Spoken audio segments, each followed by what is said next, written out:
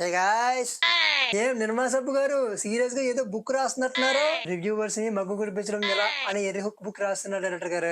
Title ఎంత interesting గా ఉందంటే లోన కంటెంట్ ఇంకెంత ఇంట్రెస్టింగ్ గా ఉంటుందో. మరేమనుకున్నాం, ఇప్పుడు ఈ లఫంగి గాడే మన సినిమా చూసి బాగాలేదని తక్కువ టమాటాలు ఇస్తున్నారు కదా, అందుకని మీరు ఆడి దగ్గరికి వెళ్ళి ఎక్కువ టమాటాలు ఇస్తారు అంతేనా? నీ టమాటాలతో నా అల్లం చట్నీ రెసిపీ ముందు చెప్పేది వినవయ్యా మగడా. చెప్పండి, ఇప్పుడు ఈ లఫంగి గాడికి మన సినిమాలో ఛాన్స్ ఇచ్చామనుకో, ఇచ్చామే అనుకో, మన సినిమాకి బ్యాడ్ రివ్యూ ఇవ్వడు కదా. పైగా ఈడు యాక్ట్ చేసిన సినిమా కాబట్టి ఎక్కువ టమాటాలు ఇస్తాడు. బానే ఉంది, కానీ మన శత్రువుకి మనం ఛాన్స్ ఇవ్వడమే నాకు నచ్చలేదు. ఛాన్సా బొక్క, ఈ ఒక్క సినిమాలో యాక్ట్ చేస్తే నా బ్యానర్ లో వచ్చి అన్ని సినిమాలను యాక్ట్ చేయొచ్చు నువ్వు అని అబద్ధం చెప్తా.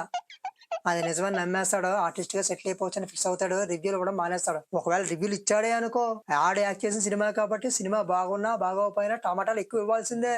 ఇస్తాడు. అప్పుడు ఏటవుద్ది, ఈ యాక్ట్ చేసిన మూవీ కాబట్టి ఈడు ఎక్కువ టమాటాలు ఇచ్చుకున్నాడు, వీళ్ళు జెన్యునిటీ లేదు, నిజాయితీ లేదు, ఈ అన్ఫాలో చేసేయండి అని చెప్పేసి అందరూ మూకుమ్మడిగా అన్ఫాలో చేసేస్తారు. ఆ తర్వాత సినిమా రివ్యూలు చెప్పినా వ్యూస్ రావు. ఇటు సినిమా ఛాన్సులు లేక, అటు రివ్యూలు ఇచ్చుకోలేక, టమాటాలు పిసుక్కోవడమే వీడి పని.